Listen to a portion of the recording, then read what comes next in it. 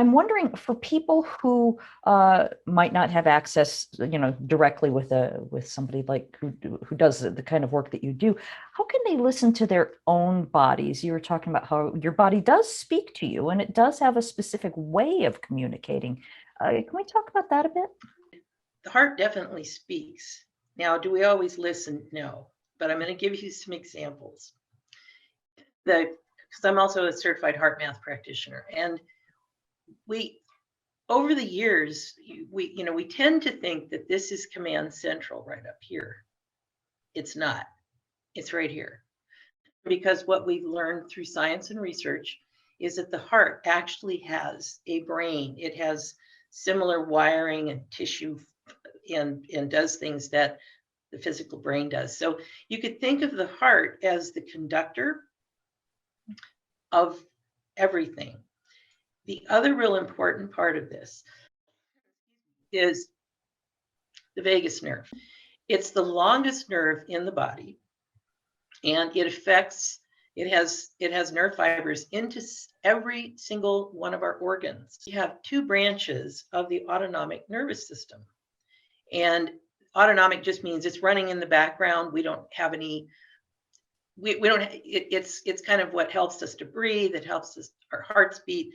It's running digestion. It's all that, we don't have to think about it. It's sort of the automatic pilot. Okay. There are two branches of that. One of them is the fight or flight, which is unfortunately quite rampant right now throughout the whole world for many reasons. And then we have and that's the sympathetic side. We have the parasympathetic side, which is what we call the rest and digest. More and more people, for a variety of reasons, are spending a tremendous amount of time in the fight or flight mode, like reading the news or whatever. Or even more, there are things in the environment that our innate wisdom is triggering. We're being triggered into a fight or flight type response.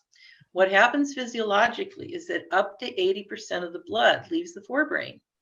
This is where we have our tools, we have our mindfulness, we have our thinking, our critical thinking and logic and all that's right up here.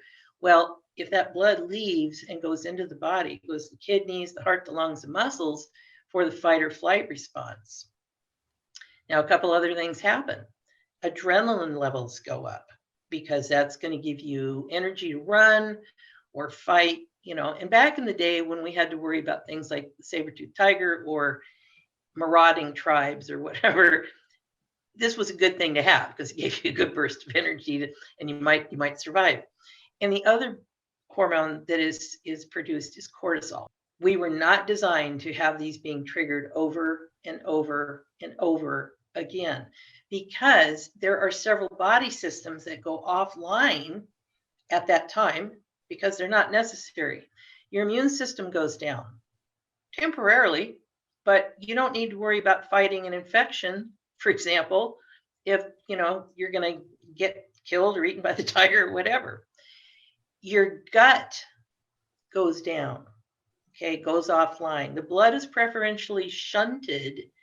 And so if you look at today's health ills and issues, mm-hmm. I'm very comfortable in saying that the majority of our chronic disease situations probably have a foundation in stress. Okay. And so we need to be able to get ourselves more into a rest and digest situation. We need to be spending much more time there than being triggered and by the things we know and the things we don't know. We know that cortisol, your brain getting a bath with that over time is very unhealthy. It can help to atrophy the hippocampus, which is a part of the brain where we take in new learning. And I remember reading somewhere, the term stress makes you stupid. Well, you're not stupid.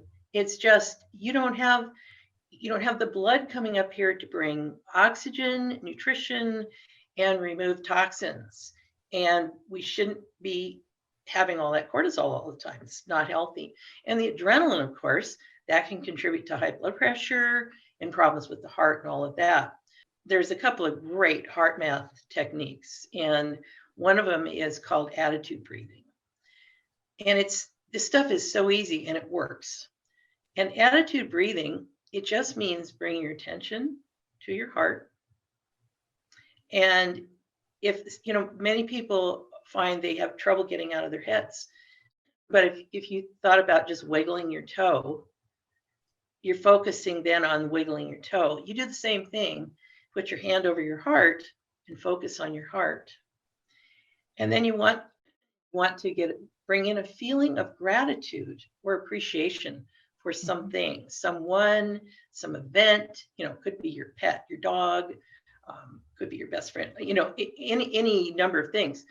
And you want to really feel into that feeling, because what's happening behind the scenes, part of the heart when it's struggling with all of its input, because again, it's the conductor of the orchestra and they're getting all these signals, from the body. In order to have a more balanced approach, what we want is for the heart to be in a more coherent state. And what we know is that various emotions, and these are things like love, which is the highest frequency, gratitude, compassion, calm, peace, those things help to bring the heart into a state of coherence, which means that it's not beating the heart rate, what we call variability, which is kind of the beat to beat thing, can end up getting very irregular and kind of jaggy with things like anger and despair and any of the, I don't want to call them negative emotions, they're all part of the spectrum, but when we spend too much time in there, we're affecting the heart. And the heart is, because she's the conductor of the orchestra, then you're going to have a very discordant orchestra going on. So when she is in coherence, and it just means, again, that rather than these jaggy lines, and we can see them when we hook people up to monitors and show them this, they'll have a nice smooth, what we call a sine wave. And that's what we want. And what we want to do is then again, you bring that feeling into the heart and breathe that feeling in through the heart and then back out through the solar plexus, and do that for say 20 to 30 seconds. So you sort of anchor that feeling in, and your body starts to get used to that. And quite often a person may notice that they feel calmer. They feel a little more at ease. Perhaps if it's they're having a problem with anxiety or something, they don't feel the chattering of the monkey brain or whatever you want to call it. But it's a learned technique that is powerful and easy, and it works, and it doesn't take that long to start to get results. And the reason I want people to be aware of it is because the body speaks to us in many ways. Each of us have our own ways that we get communications. For many of us, we may get what we call a gut feeling. And I believe it is a form of intuition, but not exactly intuition, other than it's a cautionary thing. When I think most of us have had those times where we had a gut feeling about something, and maybe it was a, yeah, you should do this, or no, you shouldn't. But it's also taking, I believe there's an important tie-in with its communication with the heart, because there's the heart brain, this brain, and the gut brain. And everybody should be in harmony together. Now, the thing too is, again, because the vagus nerve, as I mentioned a little earlier, is in charge of the rest and digest part of our systems. That's where we want to spend a lot more of our day, in the rest and digest part. Other ways you can access that vagal nerve is real simple stuff. Cold water on the face, taking a cold shower, I know, gargling, which is easy enough for everyone to do because the vagus nerve runs through the neck. And when you gargle, there's certain muscles that are activated that help to activate the vagus. So that's pretty simple. There are things like you can hold your nose, take a deep breath, and just kind of blow against there, but don't let it out. Don't do that for too long because that can activate what we call the vagal response or vasovagal. Some people get a little lightheaded. So you just do that sparingly. But, gentle exercise, yoga is wonderful for helping to get us spending more time in the parasympathetic realm of rest and digest.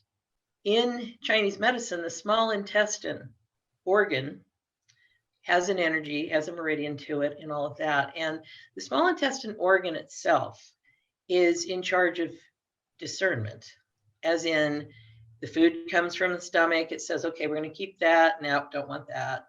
Yeah, don't want that either, but we'll keep that. And then sends it on down to large intestine, for example.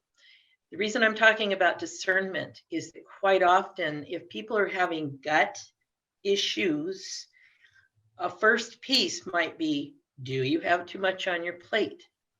Think of your plate, think of discernment, because small intestine, its energy is also about discernment. If your body is speaking to you in a certain way, you're having a lot of gut stuff. Well, what's going on in your life? Where are you putting your focus?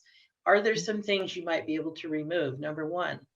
Number two, think about activating that vagus nerve, because your gut issue can also be just telling you that the vagus nerve is not being activated. And we want the vagus nerve to come in and help us with that, because there's so many, honestly, it's very interesting how many chronic health issues have a vagus nerve component, and we aren't taking a look at that. And I think if we did, people, again, would start to feel like they had a little bit more control over what's going on for them, because that's where I think we need to get, is people feeling empowered. Thanks for listening. Check out Castle Gate, a novel based on my own ancestral healing journey, at lisabonis.com. In 1921, 4 men set off from Scotland to the United States. Will Garrock, his brother Pete, his son Willie, and his nephew Thomas, all coal miners. They left behind the miners' rows and the nationwide mining strike with its soup kitchens.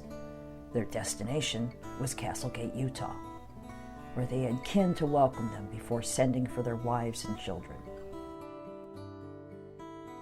They prospered in America, working in one of the finest mines in Utah. Until that tragic day, March 8th, 1924. Disaster struck. 3 explosions, trapping 171 men inside.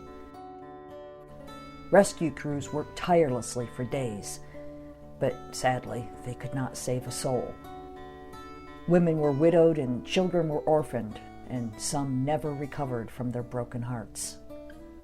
Castlegate is the true and tragic saga of a Scottish family whose dreams of finding their fortunes in the bountiful coal mines of Castlegate, Utah during the Prohibition era explode in one of the most devastating mine disasters in American history.